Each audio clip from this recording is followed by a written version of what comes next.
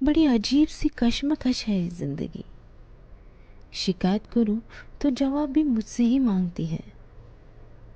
हर चीज़ सलीके से हो, बेहतरीन हो, मेरे मुताबिक हो, यह चाहती है।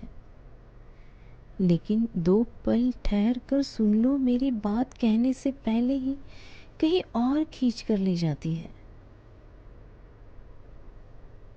पल भर के लिए लिपटी हुई पलकों को आहिस्ता आहिस्ता खुलने का मौका भी नहीं देती है। बस यूं ही चलते चलते सारी दुनिया को समेट कर आगे बढ़ने का हौसला ही तो है जिंदगी। जिंदगी है जिंदगी।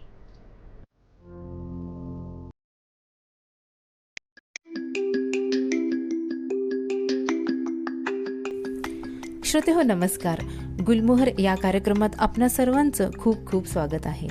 आजचा आपला विषय आहे सफर. बस, ट्रक, टेम्पो, टमटम, हातगाडी, bike, car, cycle, auto rickshaw, हातरिक्षा, मॅटाडोर, ट्रेन, प्लेन, जंगल सफारीसाठी निघालेली जीप. लहानपणीच्या सगळ्यांच्या आवडीचा खेळ म्हणजे गाडीचा खेळण्यातली कार. एखाद्या छोट्या मुलाला खेळण्यातली गाडी दिली की तो आपसुकच ढर्र असा आवाज काढत काढत तिला ढकलत ढकलत पुढे पुढे घेऊन जात असतो.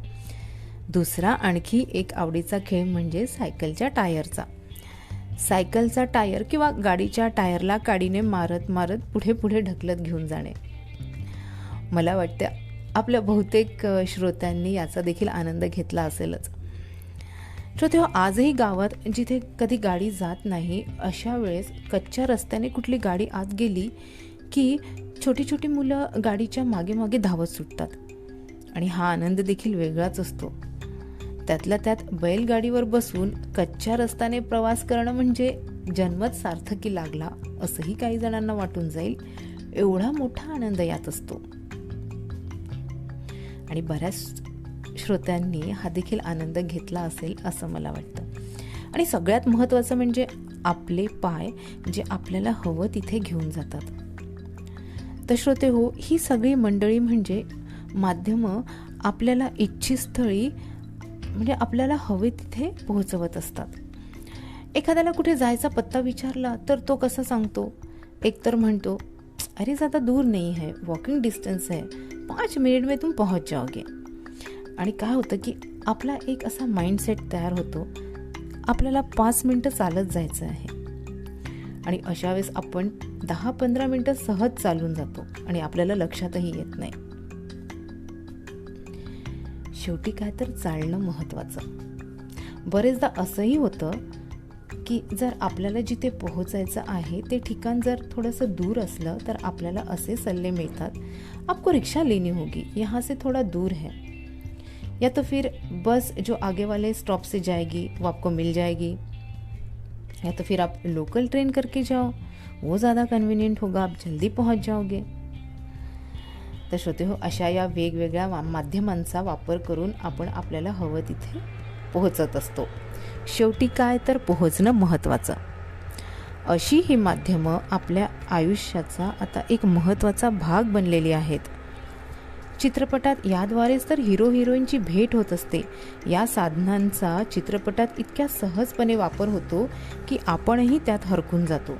आता हेच बघा ना, 1969 मध्ये आलेला आराधना चित्रपट, यात राजेश खन्ना जीपमधून शर्मिला टागोर जी ट्रेनमध्ये बसलेली असते तिला गाण्याद्वारे साथ घालतो.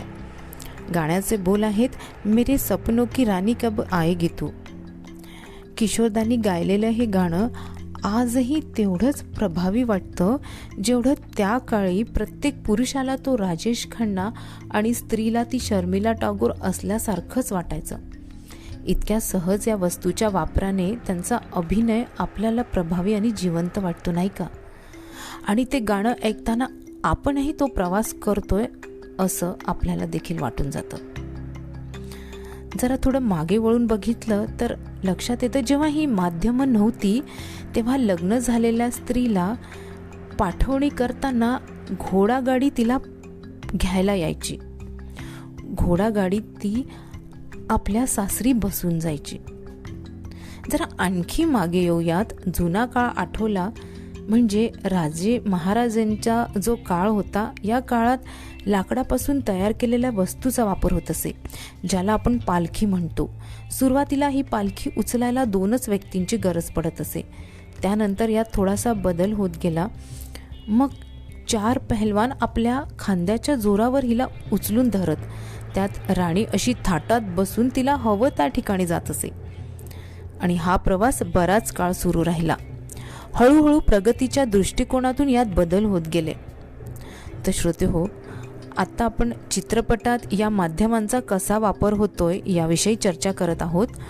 सगळ्यांच्या परिचयाचा आणि आवडता चित्रपट म्हणजे शोले. शोलेमधली घोडागाडी, जय आणि वीरू, अमिताभ बच्चन आणि धर्मेंद्र यांना गावात नेण्यासाठी घोडागाडीची सोय केलेली असते.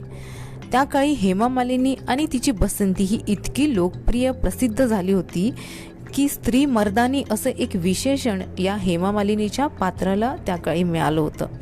याशिवाय जय आणि वीरूच्या मैत्रीची साक्ष देणारी ती त्यांची बाईक, जिला बाजूला स्टेपनी असते, त्यात दुसऱ्या व्यक्तीला बसण्याची सोय असते, ही गाडीसुद्धा त्या काळी खूप फेमस झाली होती.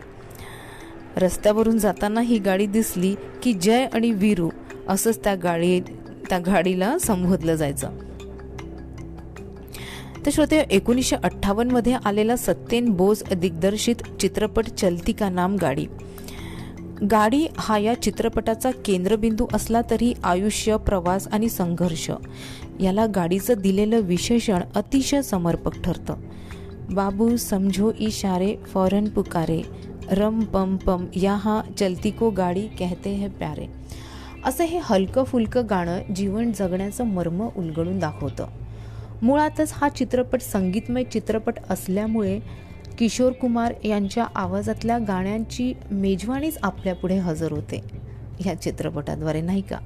याशिवाय गजनी या चित्रपटात आमिर खानची एंट्री, तो एका आलिशान कारमधून उतरतो आणि प्रेक्षकांमध्ये देखील असाच सहज भाव खाऊन जातो. असे कितीतरी प्रसंग चित्रपटात वेगवेगळ्या वाहनांचा वापर करून चित्रित केलेले आहेत. कधी बस स्टॉपवर, कधी रेल्वे स्टेशनवर, कधी बाईकने धडक लागून, तर कधी कारची टक्कर, अशा प्रसंगातून हिरो हिरोईन, नायक नायिकांची भेट होत असते. आणि आता तर पाण्यातली आणि आकाशातली वाहनं सुद्धा सुटलेली नाहीत. जुन्या चित्रपटात तर व्हिलनच खूप श्रीमंत दाखवलेला असतो, त्यामुळे तो डायरेक्ट हेलिकॉप्टरमधून उतरतो किंवा समुद्रातून खूप मोठा प्रवास करून तो आलेला असतो आणि त्याची स्वतःची शिप असते, जहाज असते, असं दाखवलं जातं. याशिवाय सौंदर्य सृष्टीनं नटलेलं शहर म्हणजे काश्मीर. पूर्वी बहुतेक चित्रपटाचं शूटिंग हे निसर्गरम्य थंड हवेच्या ठिकाणीच होत असे. काश्मीरमध्ये बरेचदा शूटिंग व्हायचं. या शहराच्या नावावरच आधारलेला एक चित्रपट म्हणजे काश्मीर की कली. यात शम्मी कपूर आणि शर्मिला टागोर यांच्यावर एका बोटीमध्ये एक गाणं चित्रित केलेलं आहे, ज्यात शम्मी कपूर तारीफ करू क्या उसकी जिसने तुम्हें बनाया हे जेव्हा म्हणतो तेव्हा तो आपल्या मानेला एवढे आढे वेढे देतो की आता तो बोटीतून खाली पडणार की काय असंच आपल्याला वाटतं. परंतु त्याच्या या अभिनयाने संपूर्ण वातावरण आनंददायी तर होतंच, शिवाय आपणही त्यात समरसून आनंद घेतो. अर्थात परिसराच्या सौंदर्याची देखील त्यात भर पडते. आणि याच्या अगदी उलट राजेश खन्ना आणि शर्मिला टागोर यांच्यावर चित्रित झालेलं गाणं ते देखील एका बोटीवरच आहे.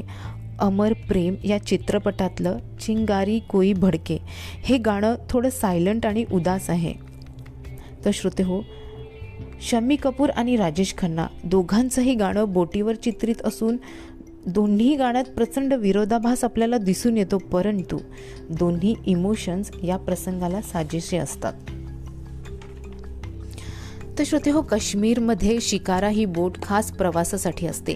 यात कुणीही प्रवास करू शकतो, परंतु आपण चित्रपटाद्वारे का होईना प्रेक्षक म्हणून प्रत्येक वाहनातून प्रवास करत असतो. श्रोते हो, आपल्या सामान्याच्या आयुष्यात सायकल जरी असली तरी ती आपल्या हृदयाच्या तेवढीच जवळची असते जेवढी कुणाच्या आयुष्यातली कार. आज आपण बघतो पावसाळ्यातल्या छत्र्याप्रमाणे मोटारसायकल, जिला आपण बाईक म्हणतो, कार म्हणजे कॅब, ही आज खूप मोठ्या प्रमाणात रस्त्यांवर धावताना आपल्याला दिसते. डिजिटल मीडियाचा होणारा वापर, एका बोटांसरशी आपल्यापुढे हजर होणाऱ्या वस्तू, यामुळे या गाड्यांची भर पडली आहे. जर कुणी मुद्दाम खोडी काढायचा प्रयत्न केला आणि 20 मिनिट में ये कैसे आएगा मैं देखता हूँ असं म्हटलं आणि 20 मिनिटात दाराची बेल जर वाजली, तर खोड्या काढणारा माणसाच्या तोंडाचा ओ आकार त्याला स्वतःलाच अचंबित करतो. एवढं चोख वेळापत्रक हे पाळत असतात. दुसरा सगळ्यांच्या आवडीचं वाहन म्हणजे ऑटो रिक्षा. कितीही ट्रॅफिक जाम असलं आणि मोठा ट्रक असला, हेवी कंटेनर, 12 चाकांची ट्रेलर, या सगळ्यांना पार करून हा ऑटो रिक्षा पुढे जात असतो. छोटे मोठे कट मारून हा आपला मार्ग शोधून काढतोच. आमच्याकडे कामाला आलेल्या मावशी एकदा म्हणाल्या, आम्ही ऑटो रिक्षानेच गावी जातो. हे ऐकून मला भारीच वाटलं. म्हणजे आपल्याला हवं तसं मनासारखं थांबत थांबत जायचं, असं मावशी जेव्हा सांगत होत्या तेव्हा दे धक्का हा मराठी चित्रपट मला आठवला. यात सुद्धा संपूर्ण कुटुंब रिक्षानंच प्रवास करतं आणि त्यांच्या मुलीला डान्स कॉम्पिटिशनमध्ये हवं त्या ठिकाणी वेळेवर पोहोचवितात. अशा या वेगवेगळ्या वाहनांना सामान्य माणसाच्या आयुष्यात इतकं महत्त्व आलं आहे की यात सामान्य माणूस अखंड बुडालेला असतो.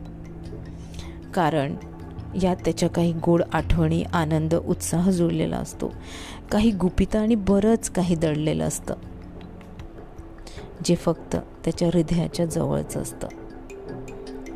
तरीही मेरा जूता है जपानी म्हणत राज कपूर रस्त्यातून जाणाऱ्या प्रत्येकाला सलाम करत करत पायी पायी पुढे पुढे जात असतो. काहीही होऊ देत, बिनधास्त जगायचं असंही यातून दिसतं. एकला चलो रे हे रवींद्रनाथ टागोर यांचं गीत देखील बरंच काही शिकवून जातं. एखादा खोडकर डांबीस मुलानं जर आईला म्हटलं की आई माझे पाय दुखतात, चालायला जमत नाही, तर मग आई काय म्हणणार? मग घे की डोक्यावर त्यांना आणि हो पुढं. तर श्रोते, तुम्ही स्वतःसोबत आहात ना, मग वाट कसली बघताय, चला की पुढं. तर श्रोते हो, सफर हा कार्यक्रम आत्ताच आपण ऐकलात. भेटूयात अशाच वेगवेगळ्या विषयांसोबत पुढील कार्यक्रमात. तोपर्यंत नमस्कार.